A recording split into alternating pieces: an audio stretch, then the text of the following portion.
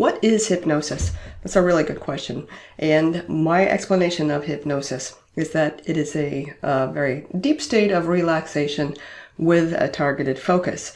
That's my definition of what happens and how hypnosis is different than meditation. But it doesn't really explain to you what hypnosis is. So let me start by talking about brainwave activity. Because we as adults experience the full range of brainwave activity all through the day, depending on what's going on.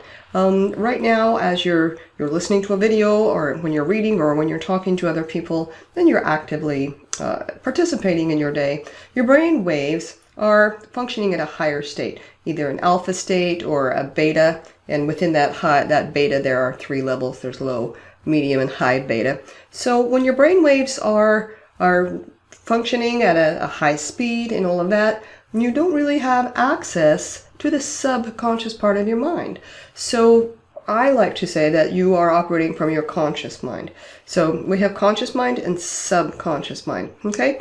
We have these two minds, they both work together all the time, but there's a wall between the two, a dividing wall called the critical faculty. Some people refer to this as the analytical mind. And this is what keeps you from really making change on your own in many cases.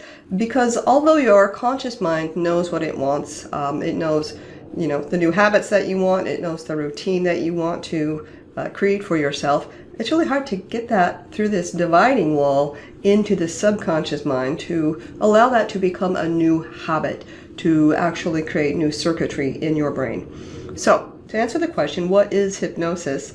Hypnosis is the process of getting you so relaxed. I always jokingly tell my clients I'm going to bore you into a coma with my monotone voice, because if I can get you really relaxed physically and then just give you a nice little visualization as I count back from 10 to 1, your brain waves are going to slow down.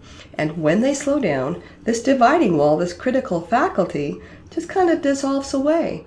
And then we can get what your conscious mind wants into the subconscious mind. This state of relaxation is where you are every morning, right as you're waking up, and every evening as you are drifting off to sleep. It's called the theta state. Your brainwaves are slow. You're still kind of aware, kind of awake, but you're sort of in and out. And this is the state I want to get you in.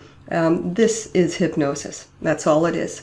It's nothing magical. It's nothing otherworldly. It is simply a state of deep relaxation where we then have access to the subconscious mind. And your subconscious mind is a big sponge.